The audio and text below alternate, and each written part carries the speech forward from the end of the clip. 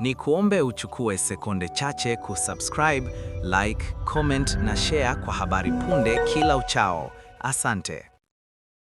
Mwenyekiti wa Chadema Tundu Lissu amefika kimya kimya leo Mahakama Kuu, lakini kilichozua gumzo si tu kesi, ni muonekano wake mpya.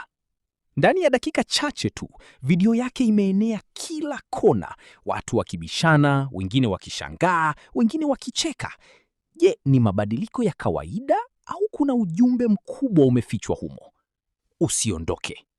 Asubuhi ya leo jijini Dar es Salaam, Tundu Lissu aliwasili kwa utulivu mkubwa katika Mahakama Kuu kitengo kidogo kusikiliza uamuzi mdogo kuhusu ombi lake la kuunganishwa katika kesi nyingine ya chama chake.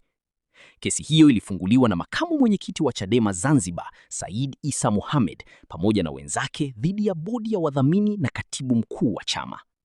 Lakini mahakama haikukubaliana naye. Ikaeleza wazi, maombi hayo hayakuwa na uhusiano wa moja kwa moja na Lissu, kwani yalikuwa ya watu binafsi, si ya uongozi mzima wa chama.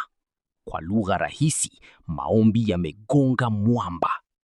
Lakini hapa ndipo mambo yanageuka.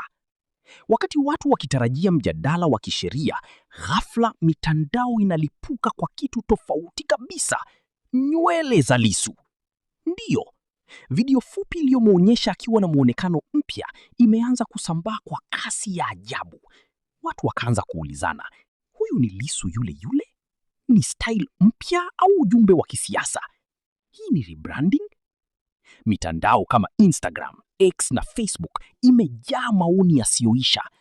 Baadhi wakimpongeza kwa kuonekana tofauti na kujiamini, wengine wakimchambua kwa jicho la siasa. Wachambuzi wa siasa sasa wanaingia kati. Wanasema tukio hili linafunua ukweli mmoja mkubwa. Katika zama za kidijitali, siasa sio hoja tu, bali pia taswira. Mwanasiasa anaweza kuzungumza kwa dakika 10, lakini picha moja au video ya sekunde 10 inaweza kutawala mjadala wote. Swali kubwa linaibuka. Je, huu ni mabadiliko ya kawaida ya muonekano au ni sehemu ya mkakati mpana wa kisiasa? Na kama ni mkakati, unaelekezwa kwa nani? Kwa sasa, ukweli mmoja uko wazi. Kesi inaendelea mahakamani, lakini mjadala umehamia mikononi mwa wananchi, mtandaoni.